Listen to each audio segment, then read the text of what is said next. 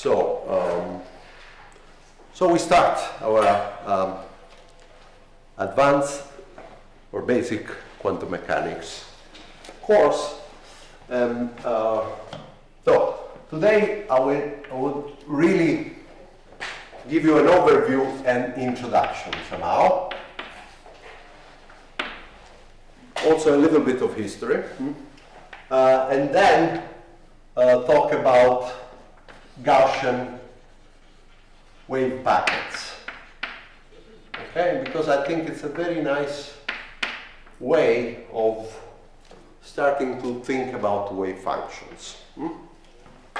Later on, we will discuss a little bit more of the formalism of quantum mechanics, but in a rather gradual way. So rather than presenting now the full list of things that will follow, let me just stop here with the blah blah. Okay, every time we will discuss where we try to go, but for the time being, introduction and wave functions as are our first thing.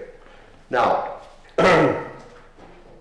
also a brief historical introduction. Essentially, the period from 1900 to 1930, you could call it the 30 years that really modified physics in a rather shocking way.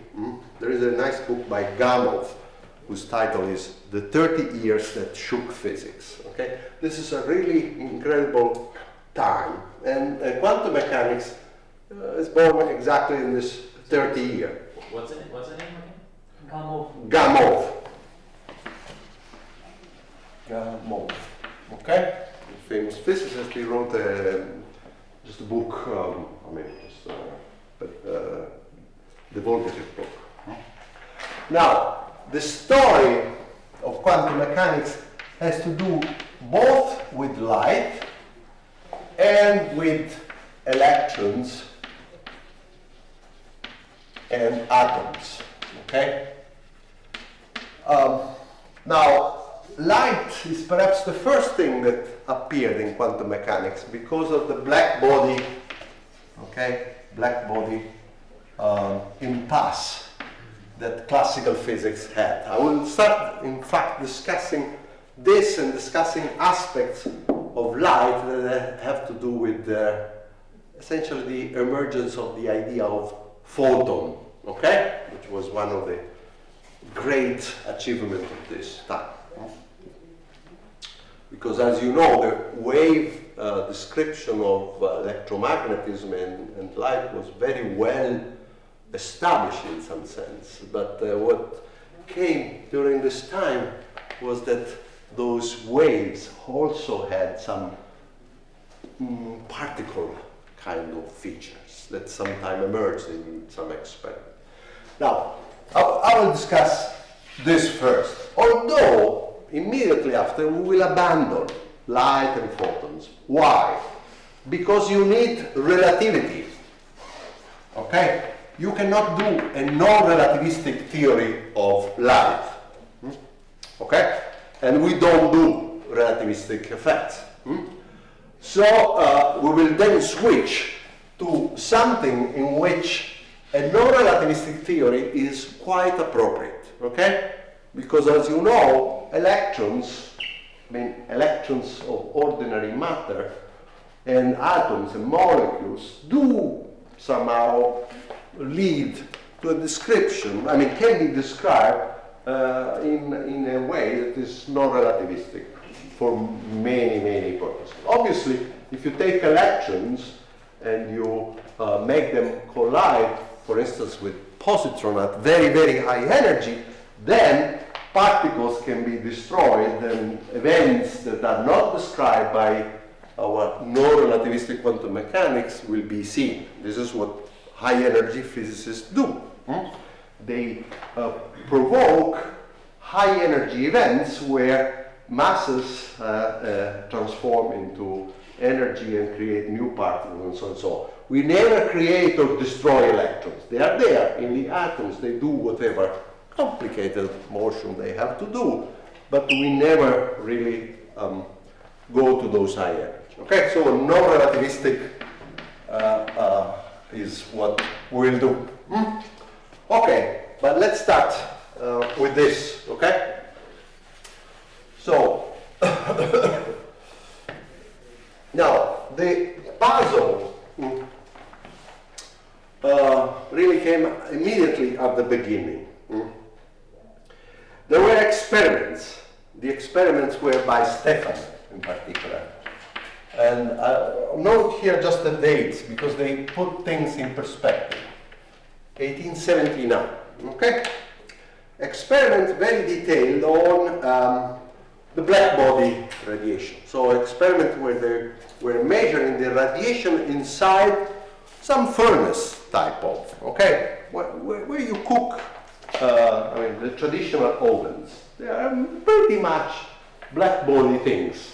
Black body really means that the radiation inside, radiation simply, I mean, sometimes you see as visible, but also the parts of the spectrum which is not visible as light that you see with your eyes, but they are infrared. So the heat that is inside the oven where you cook the bread is electromagnetic radiation in some sense. It is just in the low part of the spectrum, maybe, and therefore you don't see with your eyes. Okay? So electromagnetic radiation inside a cavity, under certain circumstances where there is equilibrium, it was very well characterized and measured. In particular, it was known that the total energy of this, if you have a cavity, okay, the cavity is called black because essentially everything, the radiation that impinges on the surface is immediately re-emitted and equilibrium is established. Absorbed and re-emitted. Okay, now the energy at temperature T divided by the volume, okay? Energy is obviously an extensive quantity, so you divide by the volume, the energy density. It was known that this object here is proportional to the fourth power of temperature, okay? This is called the Stefan-Boltzmann law. And in particular, this value here was experimentally measured by Stefan. The derivation by general thermodynamical argument was done by Boltzmann.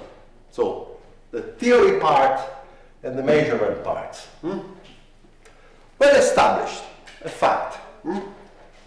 Obviously, you could analyze this in frequency as well. So the radiation inside, you could measure it, say, on every frequency window, okay, and you could write the energy density as the energy density at frequency nu and at temperature T, okay? Nu, as you know, is related to the wavelength of the radiation, okay? So it's the frequency with which the electromagnetic field oscillates. Okay? You could look at every window of frequency and measure how much energy there is with that frequency. So microwave, whatever, okay? Visible, ultraviolet, every window. In principle, you have access to this quantity. And it was known that this quantity here is a precise maximum, okay, if you plot it.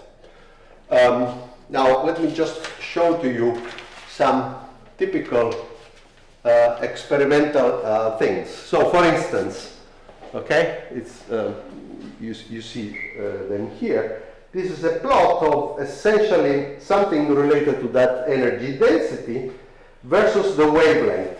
So not nu, but the inverse, essentially, C over nu, okay? And you see that there is a sharp maximum, which depends on temperature, okay? And it was known that the maximum okay, of the curve is essentially equal to B over T. So it's inversely proportional to temperature. And B was again measured. Okay? This is called Vian displacement law. Okay? Again, very well known experimentally. So the more you increase temperature inside the oven, the smaller is the wavelength. Okay? Which means the larger is the typical frequency of the object that is inside.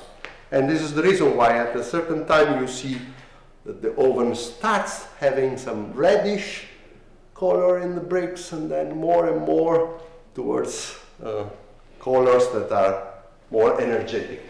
Now we know in retrospective. Okay? And by the way, the people who work with iron, they can tell immediately the temperature with which they are, how do they call it?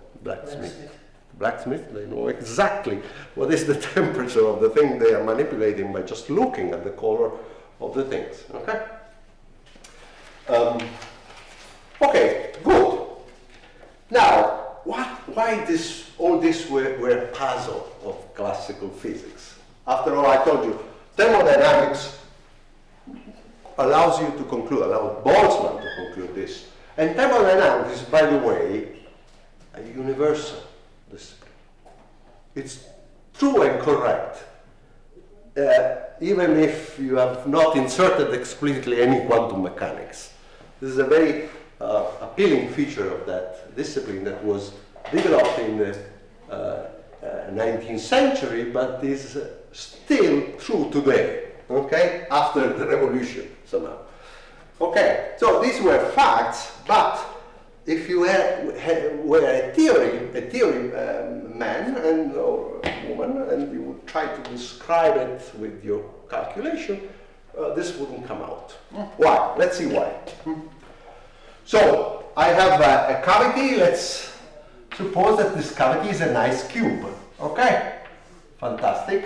And then inside the cube, I have electromagnetic radiation. Okay, let's agree on that. And we know that Maxwell's equations apply to this electromagnetic radiation. I give you a hint, okay, of why, if you calculate things classically, you fail. Okay, let's see if I can convince you. Well, okay, I write then that the second derivative with respect to time of the electric field. Okay, now I can, rather than working with the electric field at position x and with the currents and blah blah blah, as you know, I can switch to Fourier transform, and sometimes things are simpler in Fourier transform.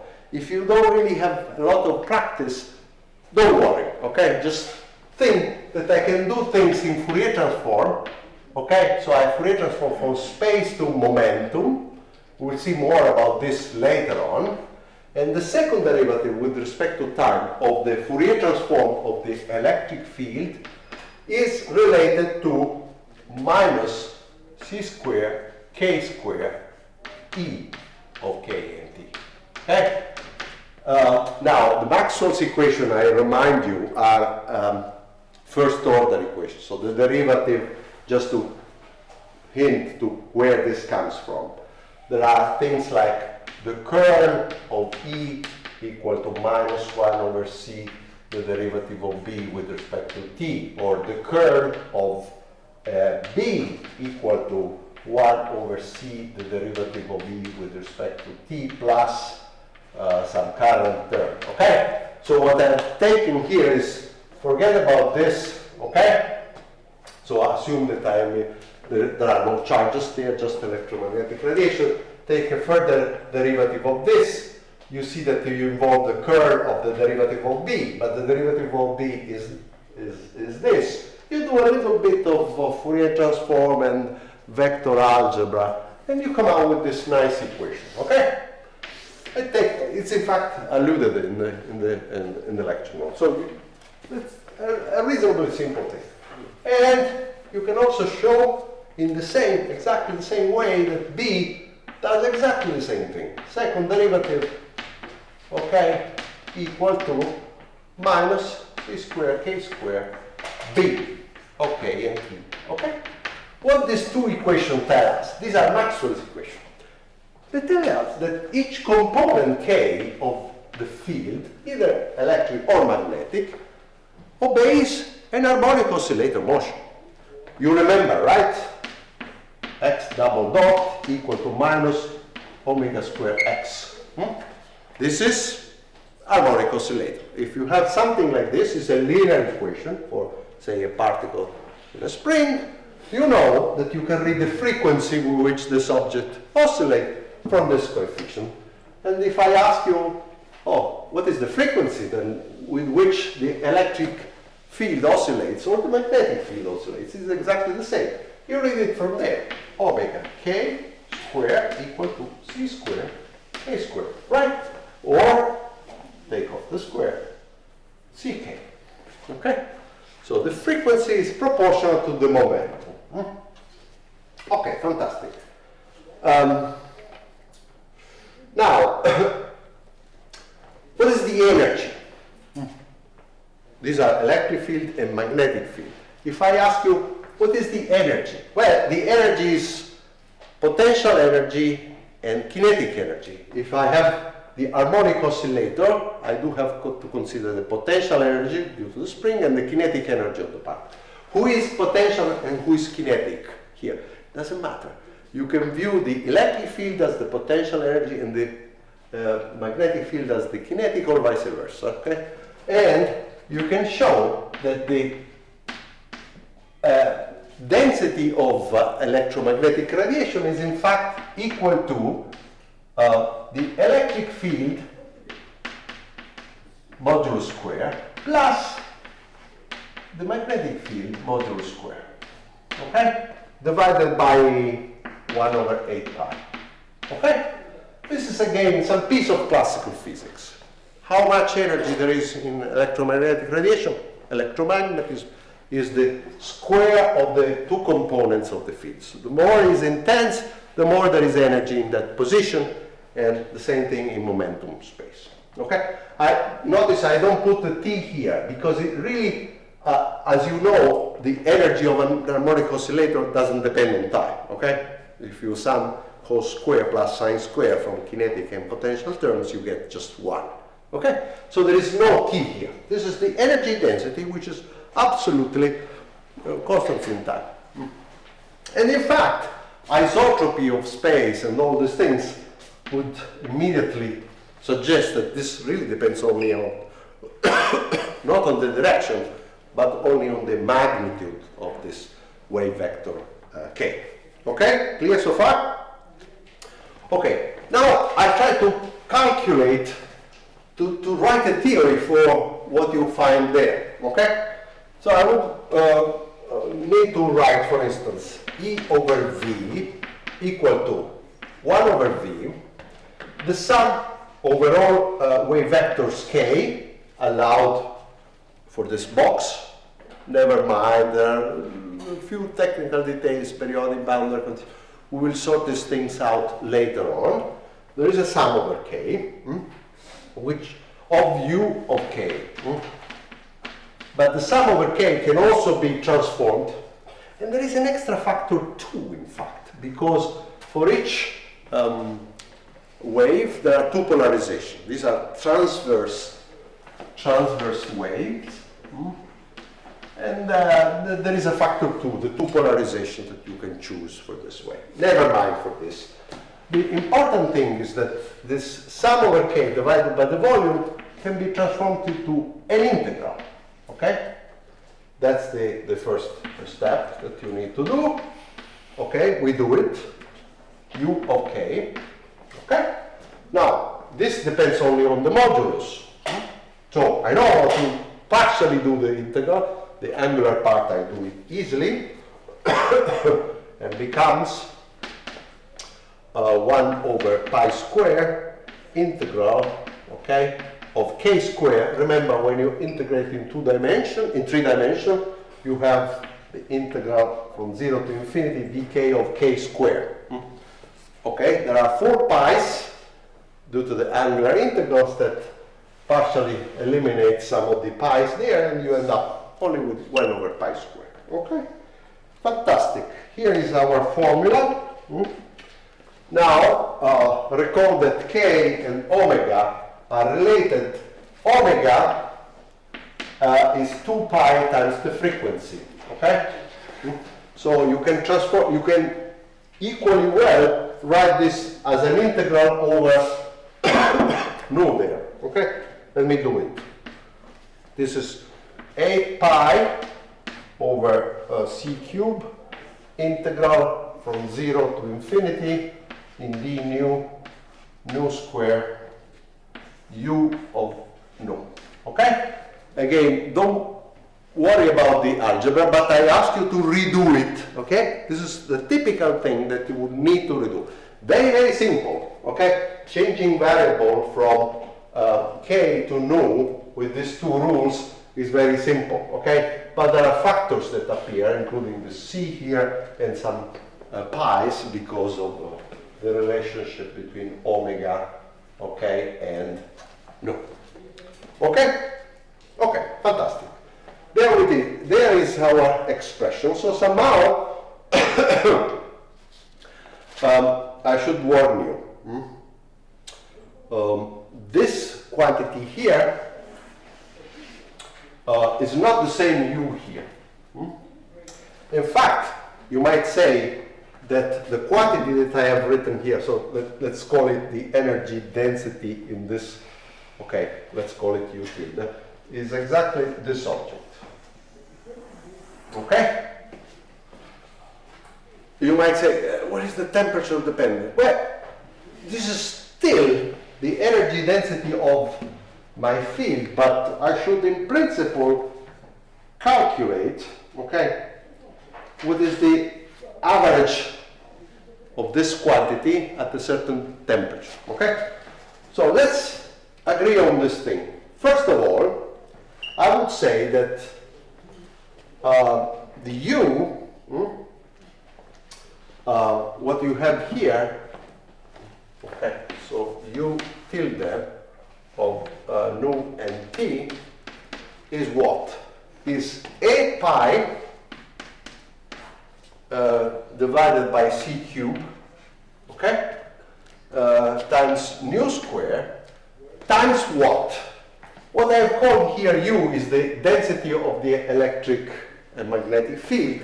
Let me call it now average energy. So maybe I should call here this object as, to avoid ambiguity. So this is the energy density somehow, okay?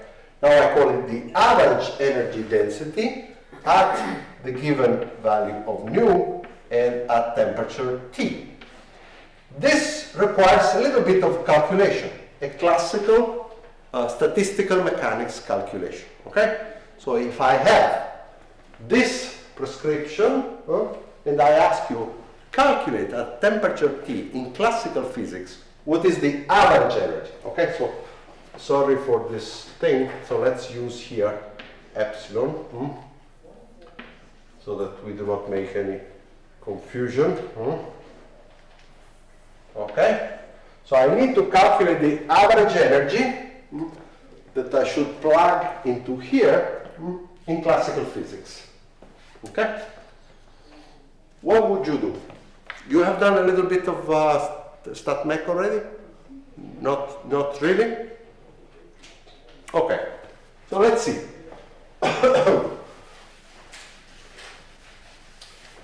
Do you know a little bit the equipartition principle?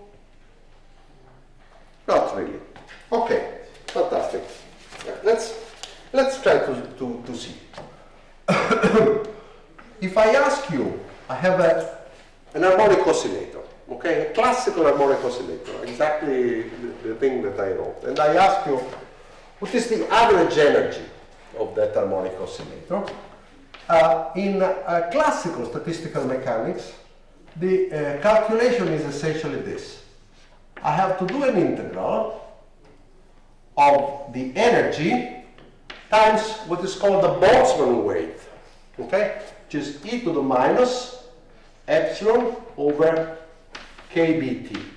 Okay? Perhaps you have seen or you will see this quite soon.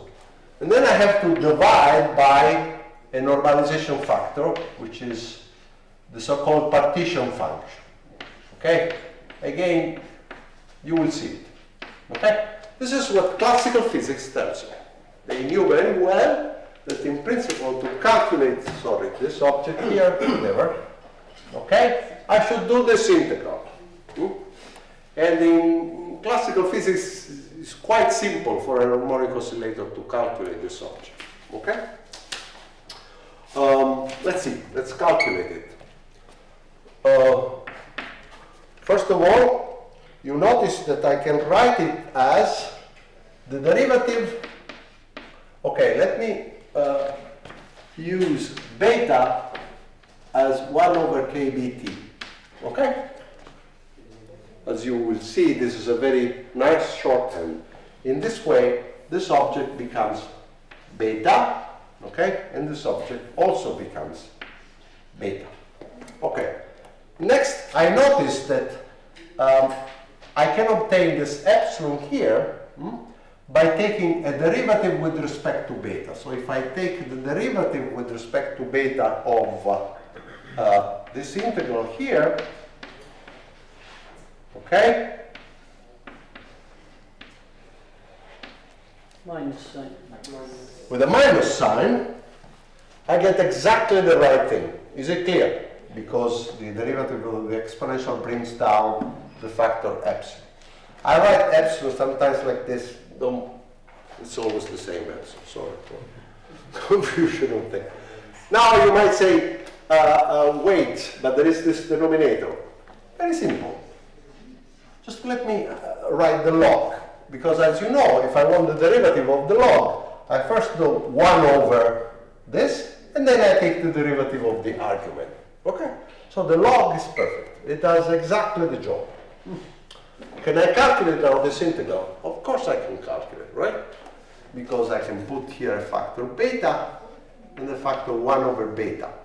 And at this point, this is the integral between 0 to plus infinity in dx of e to the minus x. How much it is? 1. Okay? So this object here is minus the derivative with respect to beta of the log of 1 over beta. Nothing could be simpler. The log of 1 over beta is minus the log of beta. You take the derivative, it's 1 over beta. How much is 1 over beta? kBt. The calculation was a bit annoying, I know. But if I ask you what is the average energy of an harmonic oscillator at temperature T, you would answer kBt. This is called the Equipartition Principle. kBt over 2 is due to kinetic energy, and kBt over 2 is due to potential energy.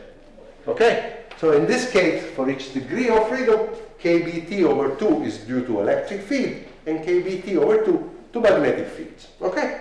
That's the contribution of each mode to the energy density of this radiation. All right?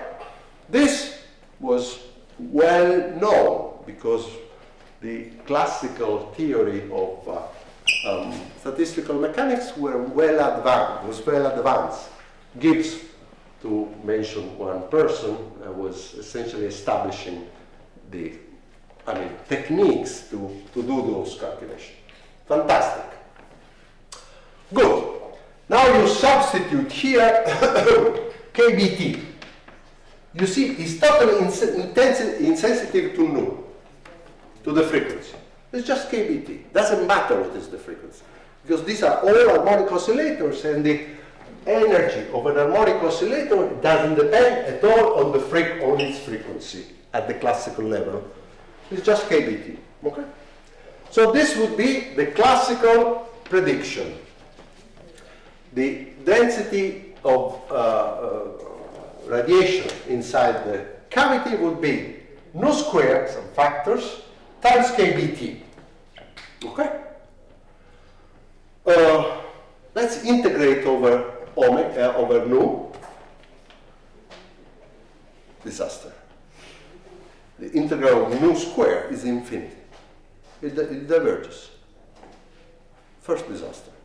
Second, this has no maximum.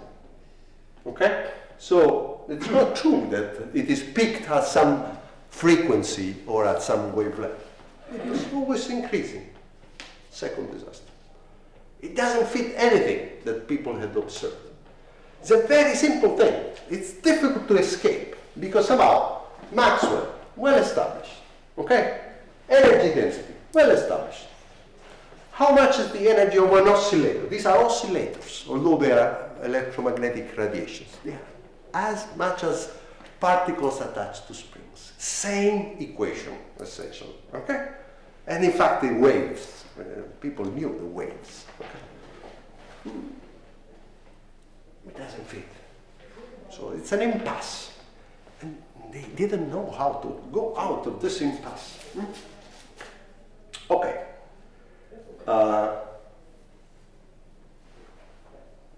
Then came Planck, exactly in 1900, and he said, I know how to solve this problem.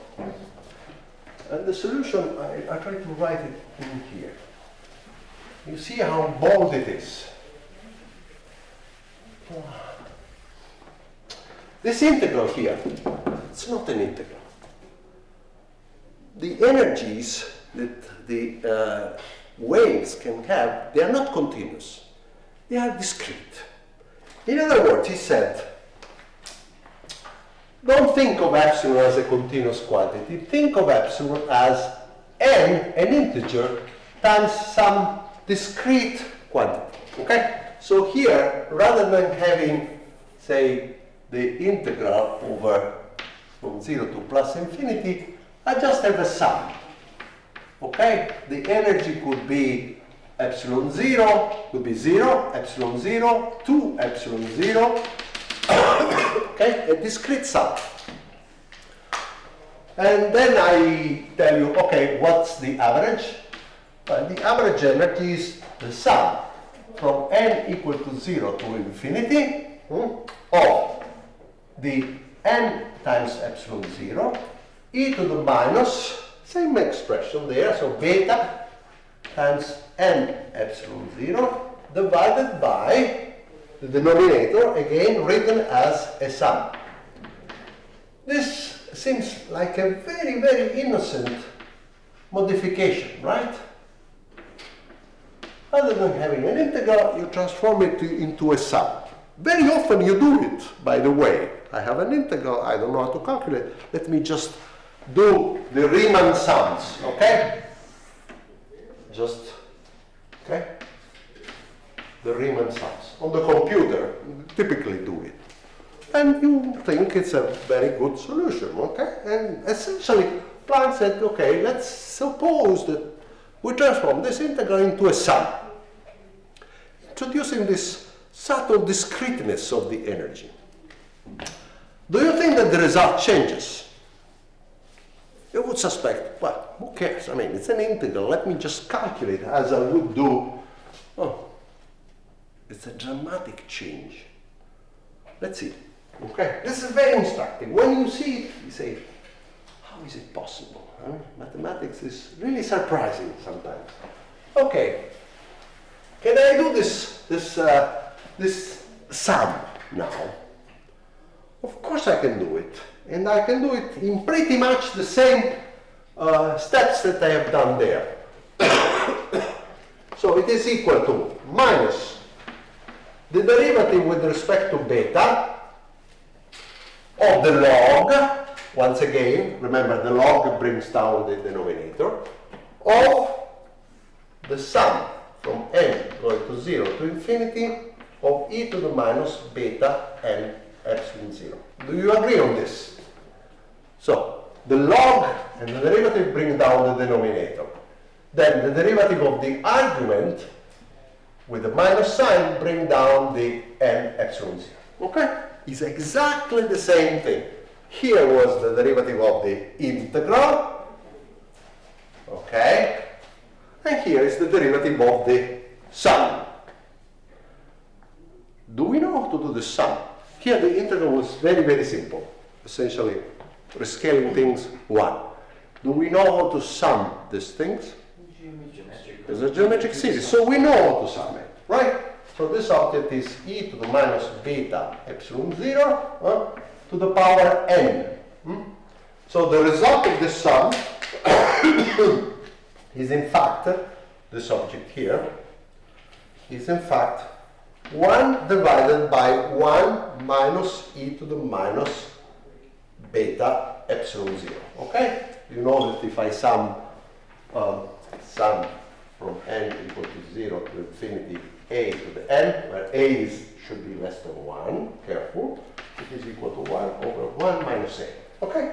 This is less than 1 because is to minus beta some positive quantity, so I can apply the formula. There is the solution. Okay? Fantastic. Then you do a bit of algebra, you take the log, you do the derivative, and you end up with the following expression. Epsilon 0 divided by e to the epsilon 0 divided by kBt minus 1. All right. And the epsilon 0 is some small energy. Some small energy, which Planck didn't know. Okay? But then he said, okay, let's assume that indeed the energies of these electromagnetic radiations are discrete. Okay? And what would be what could be epsilon 0? Well, it should be related in some sense to the frequency. Okay? If I have a ultraviolet, X-ray, I mean, the energy should be different of each individual wave. Okay, let's say that epsilon 0 is equal to the frequency. The larger is the frequency, the larger is the individual energy, times some constant that I will call h. Okay? Okay, then I put it here. So this is h, no, h, no. Fantastic. Okay, that's the formula that I have to substitute here. Now you see, the energy is no longer just kBt, it depends on you. Let's see, can we recover this? Yes, of course we can. Suppose that kBt is much, much bigger than the individual quantum. Okay, so this is somehow the individual quantum of radiation, which is related to the frequency. Then this is essentially a very small quantity. And you can expand the exponential of a small quantity into 1 plus the argument. Remember, 1 e to the x, if x is small, is 1 plus x plus blah, blah, blah. Okay? So if you expand it, you find that this expression there is h nu divided by 1 plus h nu over kBt, okay, minus 1. This and this cancels, and now h nu and h nu also cancel, and the result is kBt. Okay? So if the temperature is much larger than the discreteness in your sum, classical physics reemerges. But given any temperature, you can always find frequencies that are large enough that this inequality is no longer true. Okay? If I have an oven with, say, 1000 Kelvin, it's simple to find a regime of frequencies where this object is not satisfied. You might ask, what is h? Now, h was used as a fitting parameter. Okay? So he found the formula, Planck found the formula, okay? So here you should read h nu over e to the h KBT minus 1, okay? So this is just a formula. But then you have two laws. Stefan-Boltzmann, when you integrate over frequency, and Wien's displacement. Both quantities were known. So here you have two fitting parameters. One is called H, Planck's constant, and one is called KB, Boltzmann constant.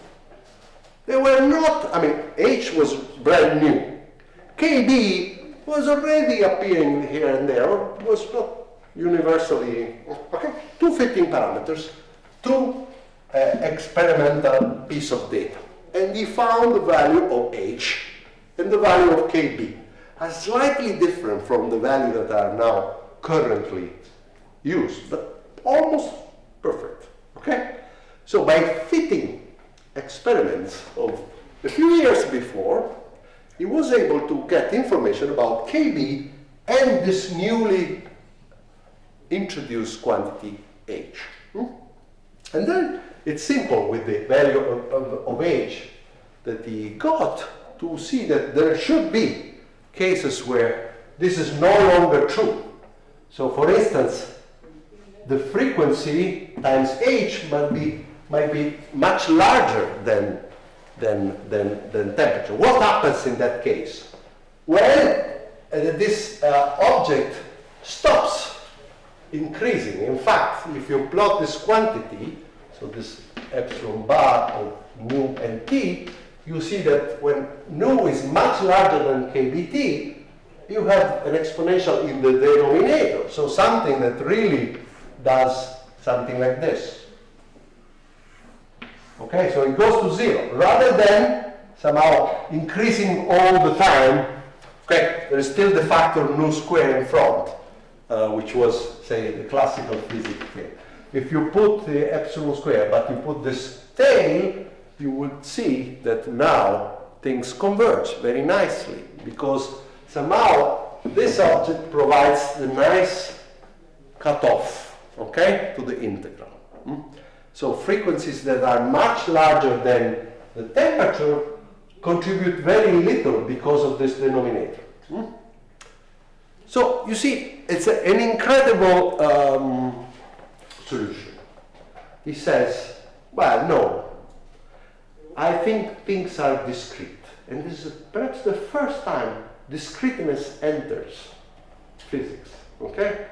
Everything was continuous so far, waves, particles moving. And he says, no. Energies cannot be continuous, they should be in packets, okay? Given a frequency nu, you could have h nu, 2h nu, 3h nu, 4h nu. Then obviously you can change nu, okay? This is still continuous. You can change the nu and you obtain a slightly different energy. But once you fix nu, the energy that that field of frequency nu can have is quantized somehow in discrete packets. Is it clear? And if you do it, the algebra changes dramatically. And in particular, you find Planck's distribution formula. Okay? This is, to me, a rather amazing trick that somehow mathematics plays. Once you abandon integrals in favor of sums, something remarkable comes out. Well, don't you think so? I mean, before hearing the story, I would have said that if you have an integral, I can really make a discrete sum, and it should be the same thing if I do a sufficiently fine discretization. But there are things that can subtly change. Okay, good. So everything somehow was solved by this idea, but then, I mean, having even a smart idea, but really based on the fact that you can fit data, obviously it's a very nice thing. I mean, something that escaped any explanation, now you have an explanation. And this explanation introduced the concept of discreteness, but it needs a lot more to become a theory. But immediately after, Einstein came and said, Thanks, Planck.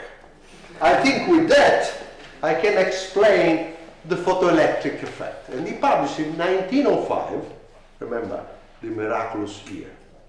He published an incredible number of remarkable papers, okay?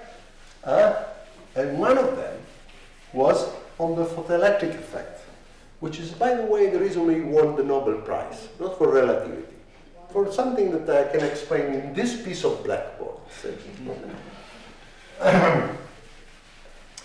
The effect was known. There were experiments. Okay? You'll find the schematization of the experiment by essentially Hertz and Leonard and these people. You shine light on some piece of metals connected to a battery, okay? And you see that if the frequency of the light is below some threshold, you see nothing. No electrons come out. You see no current flowing. Once you pass a certain threshold, you start to see electrons. These are called photoelectrons. By the way, photoemission is by now a standard technique to analyze materials. People at synchrotron do it every time, okay? They analyze the direction, the energy, whatever. It's a photoelectron spectroscopy that is very, very sensitive to, okay? This is the first steps of this science of photoelectric, okay? So the idea is the following. I measure the energy of the electrons coming from the electrode when I shine it with a certain frequency nu. And I find nothing coming out. Okay? Now we know that in order to strip an electron out of a material, zinc, gold, whatever, a metal, for instance, I have to use energy because there is something that is called the work function. Okay? Electrons are nice and comfortable inside the metal because they are attracted by the nuclei. And if I want to rip it off to infinity, I have to pay. How much? Depends on the metal. 4, 5 electron volts, 3, whatever. Depends on the metal, okay? Good. So, there is nothing I can do with an individual collision of some quantum of radiation. Notice, because you might think, but I can provide whatever energy I want to my electron inside the metal. Just let me crank the radiation up. I make it more and more intense, right? And therefore I have enough energy, those 5 electron volts, to put the electron out. But Einstein says, no, individual things, discreteness. So an individual object inside this radiation kicks the electron. This is now kind of a particle, but the electromagnetic radiation was supposed to be a wave. But he introduced the idea that associated to the discreteness that Planck had advocated, there is in fact a kind of particle nature of those things. So an individual object, which we now call a photon, was called photon in fact later, kicks the electron and sends it out. If, obviously, the individual photon has h nu greater than the work function of the metal. Okay? So if I plot here h nu below a certain threshold, which is W, the electron receives some energy but is not enough to escape. So you find nothing. Once you pass this threshold, okay, the electron has enough energy to go out. Right? How much kinetic energy I would measure? Well, I would measure a kinetic energy, which is the energy that I've given minus W. Okay? So I would expect measuring a kinetic energy which is linear in the frequency with a sharp cutoff. I mean, below this, nothing. And the slope should be how much? Planck's constant. Okay? So if you measure the kinetic energy of the particles that are photoemitted, the electrons that are photoemitted, versus the frequency of the radiation that you send, you should see Planck's constant, and you should see nothing below a certain thing. And this was certainly measured and confirmed. Okay? So somehow a success. This single idea of discreteness, with the bold idea that these are really somehow particles, no, that make light. Those particles hit in individual events, the electrons, they give them enough energy. If the frequency is large enough, the electrons can be emitted and measured, and so on and so forth. And the story was finally concluded by Compton with a very remarkable experiment. This is now 1923. Compton did the following experiment. He sent radiation, again in this case very high energy radiation, X-rays, into I think it was graphite. Okay, and he revealed the electrons that were emitted by graphite, and and this at a certain angle theta, and he saw that there was something strange. So if I have sorry, no, he didn't reveal the electrons. What he revealed is the scattered X-rays. So, okay, I take it back. There is again an X-ray that is emitted, and well, it was known from classical physics that if I have some electromagnetic wave of a certain wavelength, then elastic scattering would give me the same frequency, the same wavelength, but possibly at different angles, because I mean the classical theory of scattering was very well known again. And he discovered, and here is the experiment, okay, that if you change the angle at which you look at the scattered X-ray, for small angles, okay, you find this essentially the wavelength of the incoming X-ray. But if you start having an angle which is larger, for instance 90 degrees, you can measure the radiation at 90 degrees, then you would find two peaks. One exactly at the energy of the incoming X-ray, but another one at a slightly different energy, lower energy in fact, okay? Because given, remember, energy is related to nu, and lambda is inversely proportional to nu, okay? So given the lambda, you know if it is higher or smaller smaller energy. It was smaller energy, okay? So somehow the X-rays can be inelastically scattered. Inelastically means they lose some energy. Against what? Against electrons, okay? So somehow we said, wait, this must be a scattering event in which, like in a billiard, the X-ray impinges onto the electrons that are inside the graphite. They have very low energies in graphite.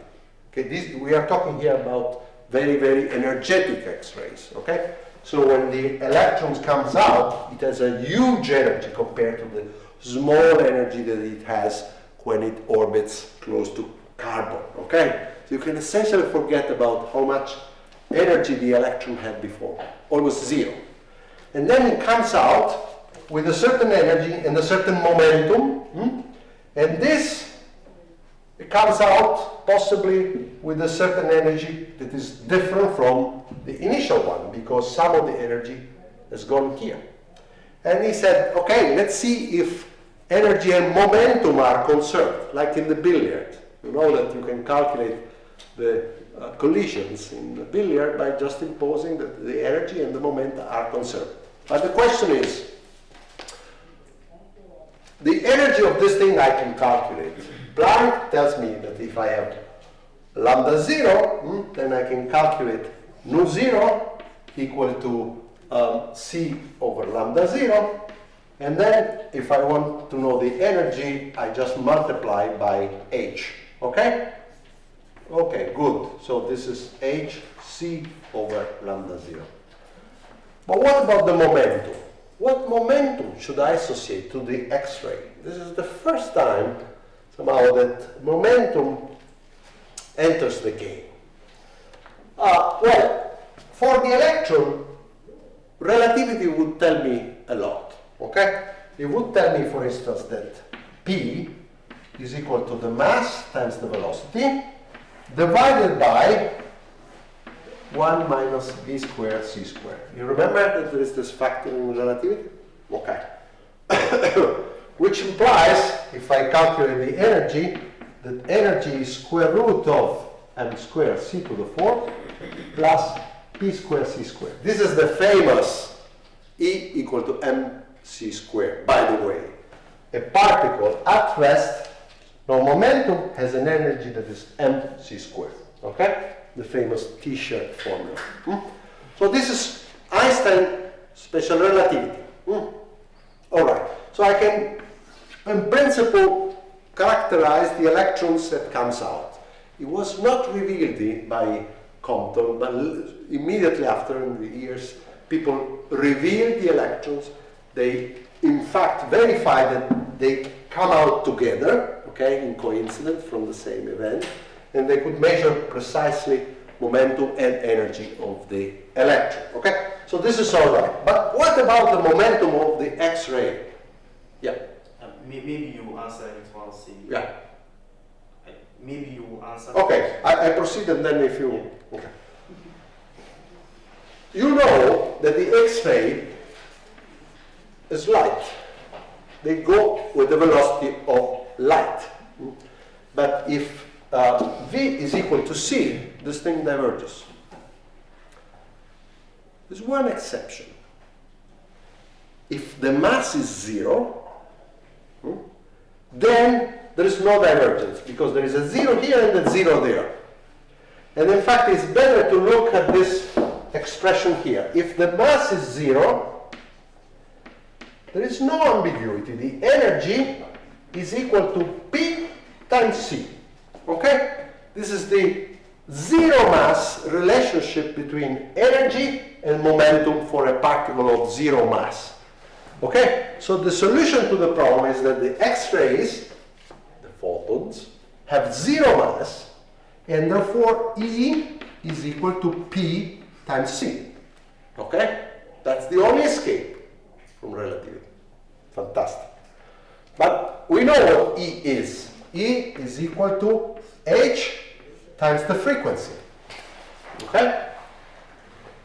Which means that I can now associate clearly a momentum to the X-ray. What is it? The momentum is equal to h nu over c.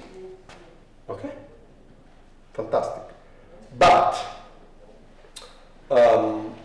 nu over c is equal to the wavelength. Okay? H over the wavelength. And in fact, you can also write this in the following slightly strange way. H over 2 pi, 2 pi over lambda. Okay? This quantity here will be useful very soon. It is called the wave vector, okay, of the wave. Okay? We'll see it in a very short while. It's called K. Okay? It's the same K that I was mentioning when I was talking about Fourier transforms. Okay? Okay? If I have essentially a cosine of 2 pi x over lambda, okay, the quantity that you have here, you give it a name. It's kx. Okay? Nothing but the inverse wavelength apart from 2 pi. Okay? H over 2 pi is so often appearing that you call it h bar. Okay?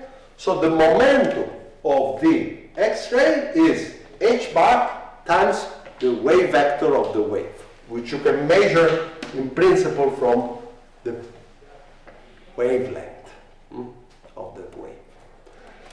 Then you have the energy, thanks to Planck, the wave vector, thanks to the relativity, somehow, and you can do billiards.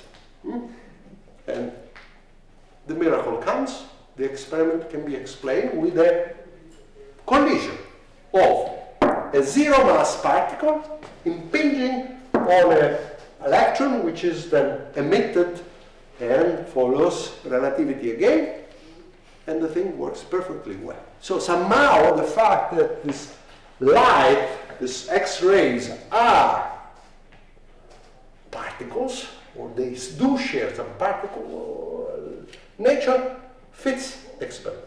Okay, so to conclude the story about electromagnetic radiation, discreteness comes with Planck to make the black body not a paradox. Okay, Einstein says fantastic, single collisions, photoelectric effect, I can understand. Third, Compton measure things, and they work perfectly well as collisions of things into electrons. Okay? Good. Yeah. You were saying that at observing it on a street, there will be some of the X-rays with the same wavelength, and then at higher scattering angles, some of the X-rays with the lower.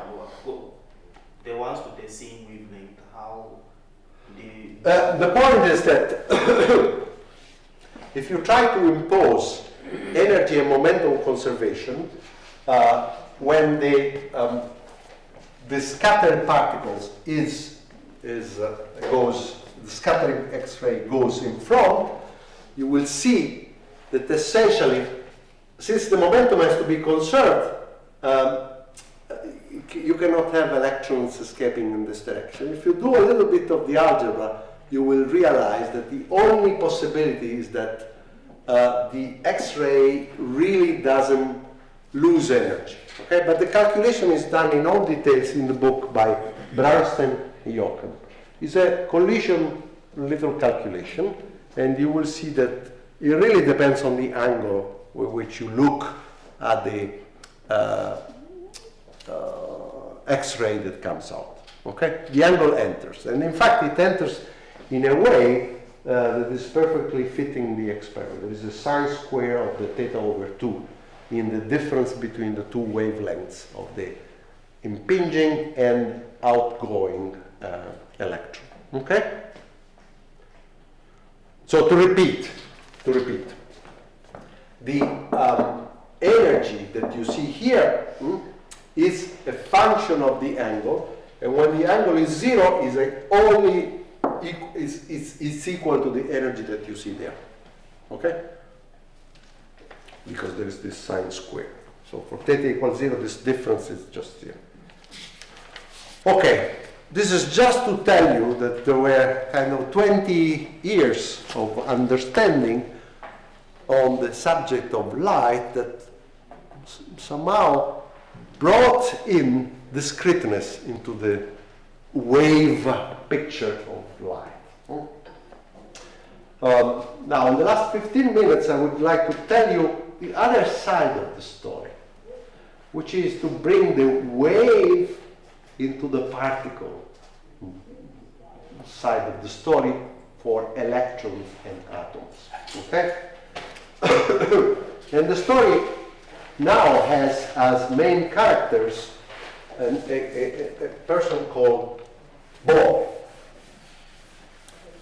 Bohr was a young theory assistant of a very famous experimentalist known called Rutherford. Okay. By the way, just to give you perspective, electrons were freshly found. Okay, end of the 1900, 1898 or something. Okay, people saw the electrons for the first time.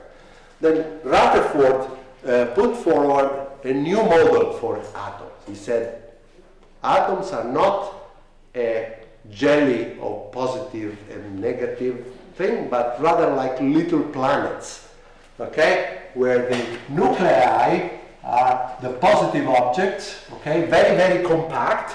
He did experiment by scattering essentially alpha particles, which are nuclei of helium, against, again, foil of things, and he discovered that most of the space of an atom is free. There is a little thing in the middle, very, very little. And most is free, and the electrons somehow should orbit around this little nucleus inside, okay? But there is a problem, okay? The problem is that a particle that orbits is accelerated exactly as in the synchrotron. And in classical physics, it would immediately collapse. So it would just lose energy and just fall on top of the nucleus.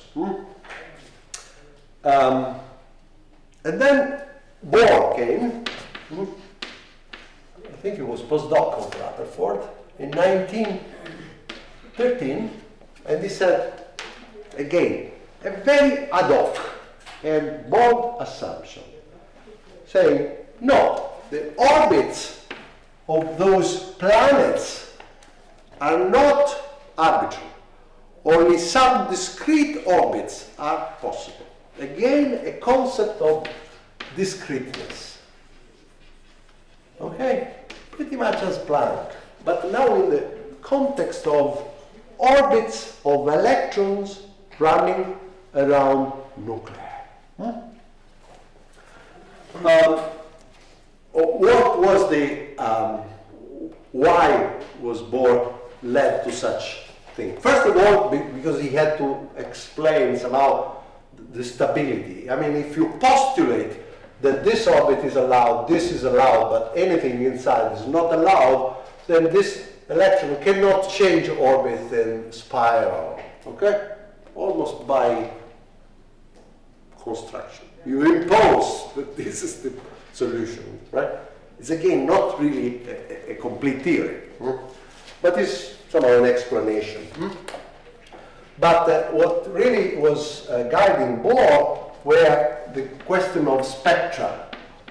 Spectra of light emitted by atoms or absorbed by atoms, okay?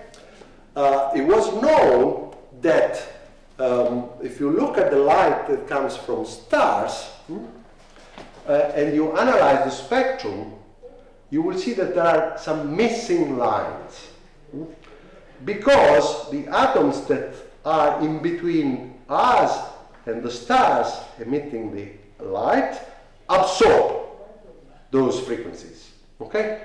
And they absorb it at precise frequencies, okay? So there are black spots in the spectrum, okay, that people were associating to the presence of atoms in the interstellar region, absorbing. So these are absorption lines.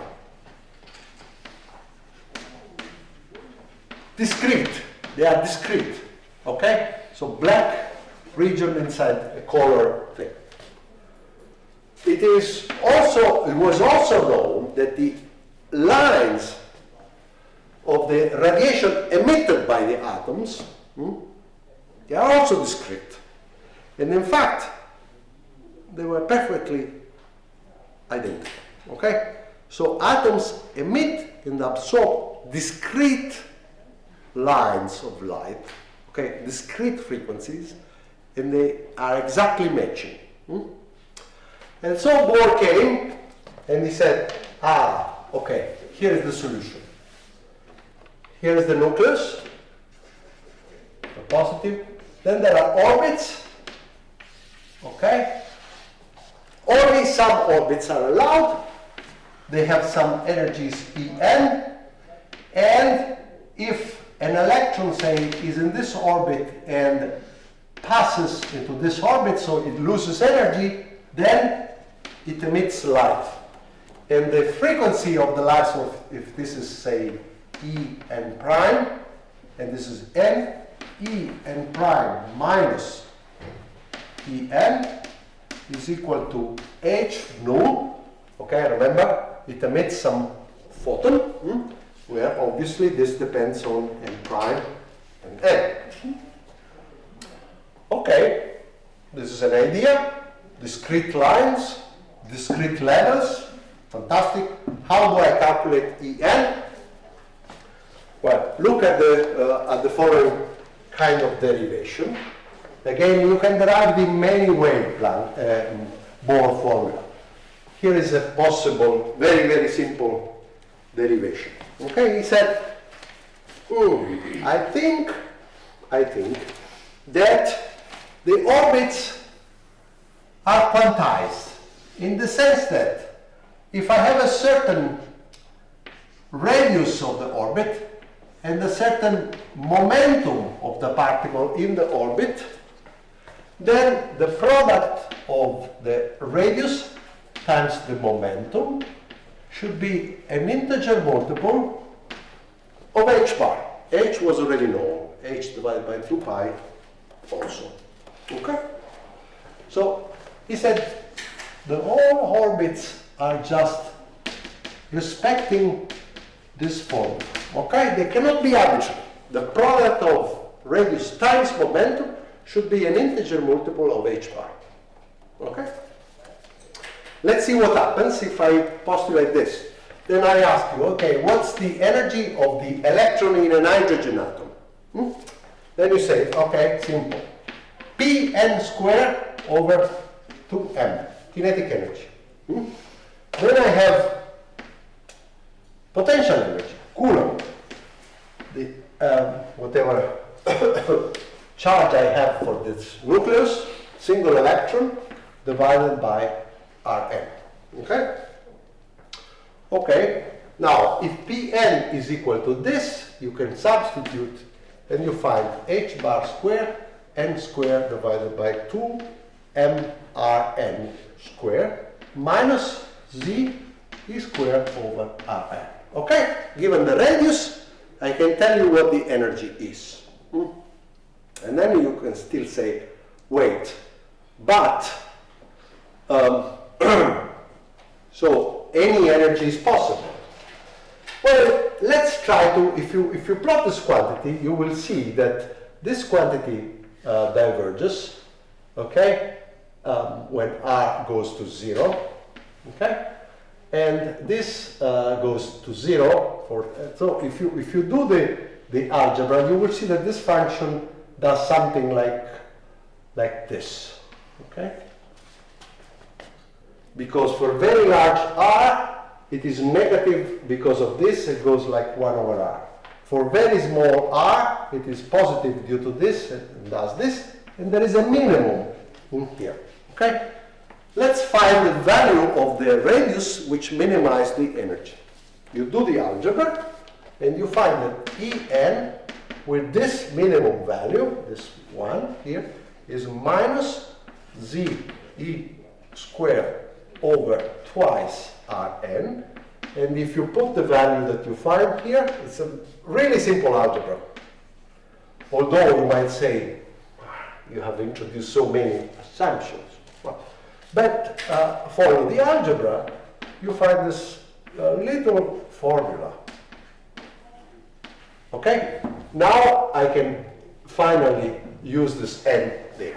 Okay? So he said, I think that the possible energies are related by this quantization condition, and in some sense they are minus some quantities that I can measure divided by an integer square. And if you just, this is the energy axis, and if you plot these numbers here, and you calculate with values that were all known, electric charge, h bar, if you calculate the energies of the possible transitions that you can make between those levels, you find exactly the spectra that people were measuring. Okay? So again, a remarkable success of a theory made of assumptions, but matching an experiment that somehow gave a birth to what is called the old quantum mechanics of Bohr. Okay? Why this is the old theory? Because it's based on somehow assumptions. There is still no mathematics, deep mathematics, which was then inserted by Schrödinger in 1925. Okay? So this is what we will do next time, but let me just point to you that indeed, immediately after, there was a Frenchman called De Broglie who said, but wait, then, here there is discreteness, but it's not clear where is the wave. There's no wave. The discrete orbits, discrete radia, discrete things. He said, I think that if there is an orbit, then there is a wave. The wave is somehow the standing wave of a particle in this orbit. Okay? He said, essentially, as Compton just showed me that given a wavelength, I have a momentum for the X-ray, I can somehow change the thing and say that if I have a momentum of a particle, this Pn, I expect that there is an associated wavelength.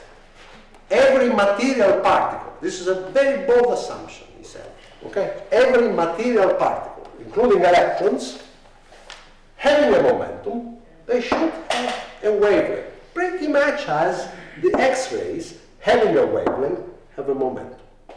And the relationship is the same. Okay?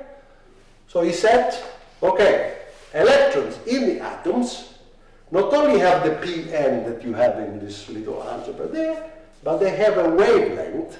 And the wavelength is such that exactly an integer number of waves fit the circular orbits that Bohr calculated. Okay? So another way to write the expression, this one, is that 2 pi times Rn, which is the circumference of the thing, is equal to n times lambda n, where lambda n is this thing. Okay? It takes very, very little to understand this. Okay? So again, a new thing, a wave nature of particles sneaking in a theory which, however, is still far from being a rigorous mathematical theory, which came a couple of years after, in 1925, with Schrödinger. But let me just point that by now, experimental direct demonstration that electrons behave as waves are incredibly abundant. Okay? Just let me show to you this experiment by the IBM in the late 80s. They can manipulate with STM tips, little minute tips. They can manipulate atoms on the surface of metals. For instance, here they manipulate iron atoms on top of copper.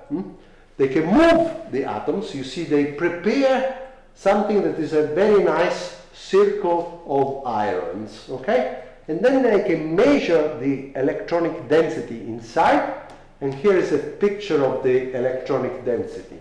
You see, it has oscillations, pretty much when you draw a stone in a pond, okay? You see the waves, okay? So the electron inside the corral of the ions that they have put, they show oscillation in the density, which are somehow directly related to their wave nature. But even more interesting is the following experiment done at Hitachi not far ago. It's essentially a double-slit experiment with electrons. You know that there is a classic experiment with light, Young interference. Okay? If you have 2 slits, you see fringes. And this is one of the landmarks of the wave theory of light. Fantastic. Then you take the electrons. They are little balls. Okay? Everybody knew this. Then you make them pass through a wire, which somehow is like a double slit. And you look on the screen. The screen is pass, so you emit them, they can pass to the left or to the right of a wire, and then they are detected on a screen.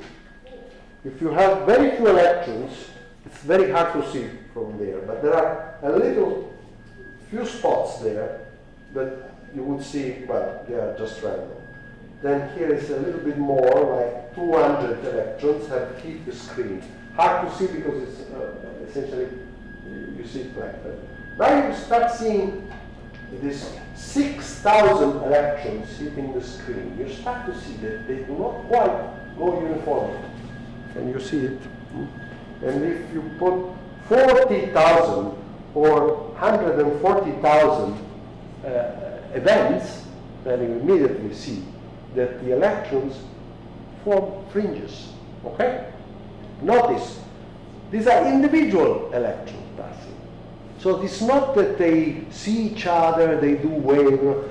Each individual particle somehow has a wave in its belly, okay? And it does, when you accumulate enough statistics, it does exactly what a wave would do, okay? Interference fringes, okay? This aspect of the story, so the fact that the particle is actually a wave, obviously when you reveal it at a point. You measure as a particle. But if you collect measurements repeatedly, it looks like there is a wave behind this particles hitting the screen, okay? So this is what we are going to explore next.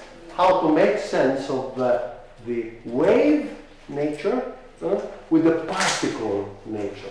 Okay, so we want the description of non-relativistic particles as waves. Okay, so this will be our next thing.